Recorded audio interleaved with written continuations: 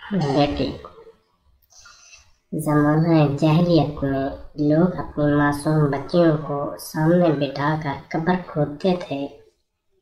फिर इस बच्ची के हाथ में गुड़िया देकर, इसे मिठाई का टुकड़ा थमाकर, इसे नीले पीले सुर्ख रंग के कपड़े देकर इस कब्र में बिठा देते थे।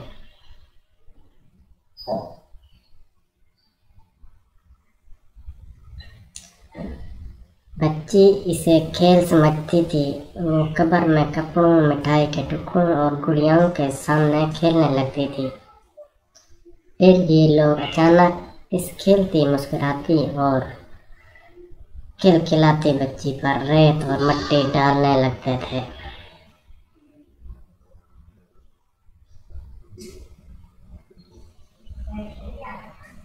बच्ची शुरू में इसे भी खेल ही समझती थी, लेकिन जब रेत इसके गर्दन तक पहुंच जाती तो वो घबराकर अपने वालिद, अपनी माँ को आवाज़ देने लगती थी। लेकिन जालिम वालिद मिट्टी डालने की रफ्तार में इजाफा कर देता था। ये लोग इस कभी अमल के बाद वापस जाते थे तो इन मासूम बच्चियों की सिसकियाँ घरों के दरवाजे तक इनका पीछा करती थीं। लेकिन इन जालिमों के दिलों पर ताले थे। इनके दिल नरम नहीं होते थे। बाद ऐसे लोग भी थे जिनसे इस्लाम कबूल करने से पहले माजी में ऐसी गलतियाँ हुई थी। एक ने वाक़या सुनाया, मैं अपनी बेटी को कब्रिस्तान लेकर जा रहा था। बच्ची ने मेरी उंगली पकड़ रखी थी। वो बाप के लम्स की वजह से खुश थी। वो सारा रास्ता अपनी तोतली ज़ुबान में मुझसे बातें करती रही।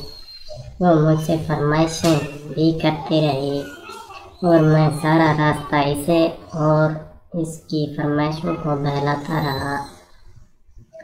मैं इसलिए इसे लेकर कब्रिस्तान पहुंचा। मैंने इसके लिए कब्र की जगह मुंतखब की।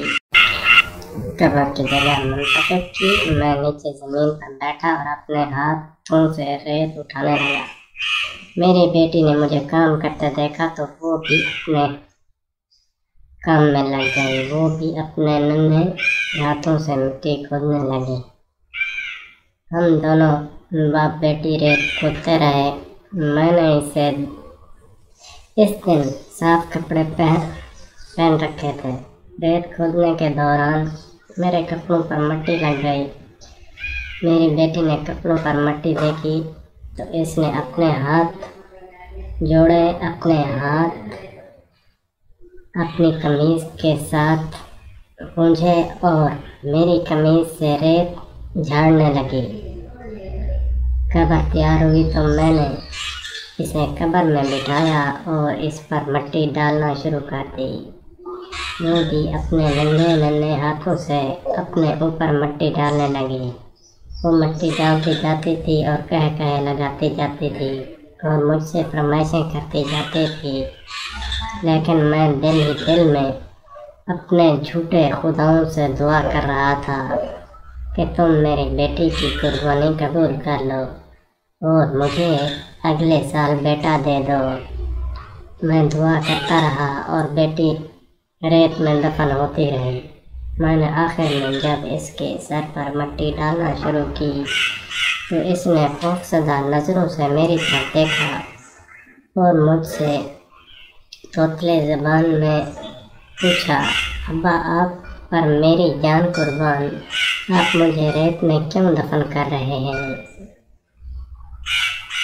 मैंने अपने दिल को पत्थर बना लिया और दोनों हाथों से तेजी से कब्र पर रेत फेंकने लगा। मेरी बेटी रोती रही, चीखती रही, दुआएं देती रही, लेकिन मैंने इसे रेत में जिंदा दफन कर दिया।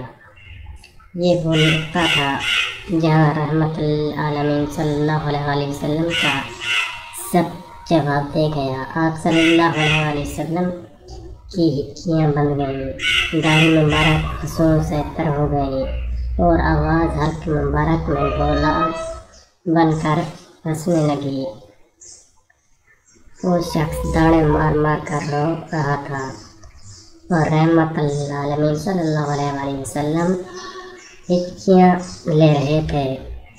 इसने अल्लाह के रसूल सल्लल्लाहु अलैहि वसल्लम से पूछा, या रसूलल्लाह सल्लल्लाहु अलैहि वसल्लम, क्या मेरा ये गुनाह भी माफ़ हो जाएगा? रहमतुल्लिल आलमीन सल्लल्लाहु अलैहि वसल्लम की आंखों से अश्कों की नहरें बह रही थीं। हमारे माशरे में आज भी बहुत से लोग इस नुक्ते पर वोट देते हैं कि हमें बेटा ही चाहिए। इनसे अपील करता हूँ कि खुदारा ऐसी गंदी सोच ख़त्म करिए। जज़ाकल्लाह। अगर आपको हमारी ये वीडियो पसंद आए तो इसे लाइक करें और हमारे चैनल को सब्सक्राइब करें।